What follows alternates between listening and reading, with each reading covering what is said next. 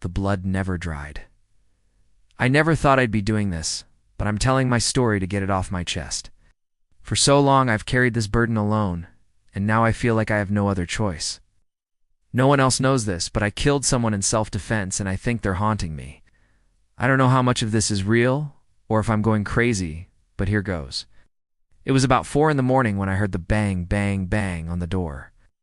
I live alone in a big house with high ceilings and old wood paneling. It creaks all the time, so I just kind of ignored it and went back to sleep. But then it happened again. Bang, bang, bang. I got up to investigate. I'd only been living in the house for a few months, and I was still unpacking boxes. There were only 2 lights that worked upstairs. The rest had either blown fuses, or I just hadn't gotten around to changing the bulbs yet. As I slowly made my way down the hallway, I could hear what sounded like footsteps above me. My imagination started to run wild. I'm a pretty anxious person. And normally at night I'll hear things that turn out to be nothing, like floorboards shifting or pipes making noise. But these footsteps were heavy and deliberate. They sounded like someone walking right above me. Then I saw the open door at the end of the hall. It was the spare room. Since I use that room to store boxes, I keep the door open most of the time. When I looked in, the bed was empty. The room was messy, but there was no sign of anyone else being in there. I turned off the light and walked past the door without thinking much of it. Then I started to hear the scratching sounds again. They were coming from inside the closet. I swear I checked this room less than an hour ago. I told myself, whoever it was had to have snuck in through the window. The room was small, and I couldn't see any signs of a break-in, though. I shrugged and headed back downstairs. When I got to my room, I decided to lock the door just in case. I wasn't sure if I was being paranoid or not, but better safe than sorry. I reached over to turn on my bedside lamp and saw the shadow on my wall. It was only the corner of the curtain. But when I turned the light on, the shadow was gone. I didn't think anything of it until I turned off the light again a few minutes later to go to the bathroom. Then the shadow was back. It was on my pillow. Sitting on the edge of my bed, I stared at the darkness on my pillow.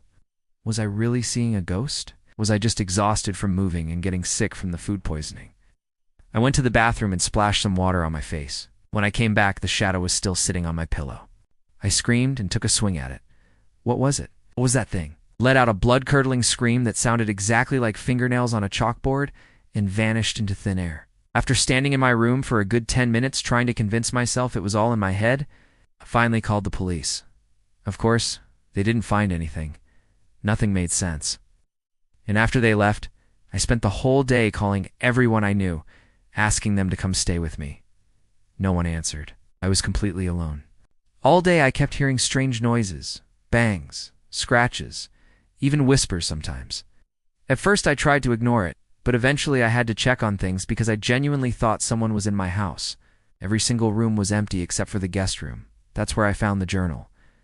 It was lying on the bed, as if someone had placed it there intentionally. I flipped through the pages, but it was empty. Only on the last page was there something written. "You should have stayed away," it said, "because now I'm coming for you." I must have read it at least 100 times that night, willing myself to believe it wasn't real. But then the scratching started again. This time it was coming from inside the closet. I stood there frozen in fear, unable to move. The scratching grew louder and more frantic until suddenly the doorknob started to shake violently. I tried to run, but my feet were glued to the floor, and then the door burst open. Standing in the doorway was a tall, gaunt man covered in blood. He had long, greasy hair that hid his face, and he was dragging something behind him. His eyes were wide and insane. I wanted to scream, but I couldn't make a sound. I could only watch in horror as he took a step toward me. He raised whatever he was dragging, and I saw that it was a bloody meat cleaver. He lunged forward and swung the cleaver, and that's when I snapped. Adrenaline surged through me, and I felt a sudden surge of anger. In that moment, all I could think about was protecting myself. I threw the journal at him and ran out of the room. He let out a roar of rage and gave chase. I raced down the stairs and out the front door, not stopping until I reached my car. I fumbled with my keys, trying to unlock the door, but they just wouldn't fit. I could hear him gaining on me. I could hear the pounding of his footsteps behind me. I finally got the door unlocked and threw myself inside. I slammed the door shut and locked it just as he reached the car. I rolled up the window and turned the key.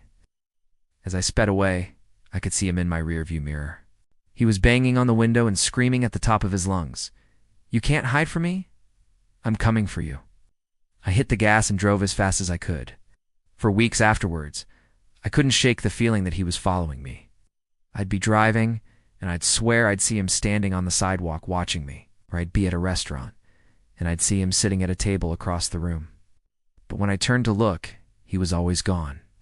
One night I was watching TV and I heard a knock at the door. I didn't answer, of course. But then I started hearing voices outside. I looked out the window and saw a group of people standing on my lawn. They were talking amongst themselves, but I couldn't hear what they were saying. But I could see them pointing at my house. I went to another window and saw them approach the front door. I watched in horror as they knocked on the door. Just as I saw one of them reach for the doorknob, the screen door opened and I saw a familiar figure standing in the doorway. It was the man from the closet, but he looked different. He wasn't covered in blood anymore. In fact, he looked almost normal. I stared at him in disbelief as he stepped out onto the porch. He looked at the people with him and then back at me. A cruel smile spread across his face. "I told you," he said, his voice raspy and low, "that I'd be coming for you." He turned back to his companions and said something I couldn't hear. Then they all started to walk away. I don't know how long I stood there watching them go, or how long I watched the figure who I think is the man from the closet walk down the street. All I know is that I haven't slept a minute since. I'm scared to close my eyes because when I do, I see his face staring back at me. I haven't left the house for days. I haven't eaten or drank because every time I try to leave, I see him everywhere. I think he's haunting me. I think he wants me to join him. I'm worried that if I give in, he'll take me to that place where he lives. I don't want to go there. I don't want to be with him. I never did. I loved my life before. I miss my friends. I miss my family. I don't understand why I'm going through this. The worst part is, I don't even know if any of this is real. Maybe it's all in my head. Maybe I really am going crazy.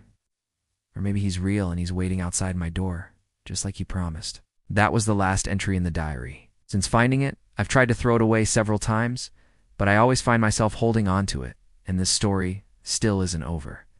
I haven't seen him since that day. I haven't heard any scratching or whispering either. But I haven't left my house. I don't think I will ever. So here's my question for you. What do you think I should do? I'm keeping the diary with me. Should I burn it? Should I bury it? What would you do? I don't know how to get rid of it. I'm scared of what might happen if I do. If you like scary stories, click this video next to find out what happened to the girl in the doll costume, or click this one instead.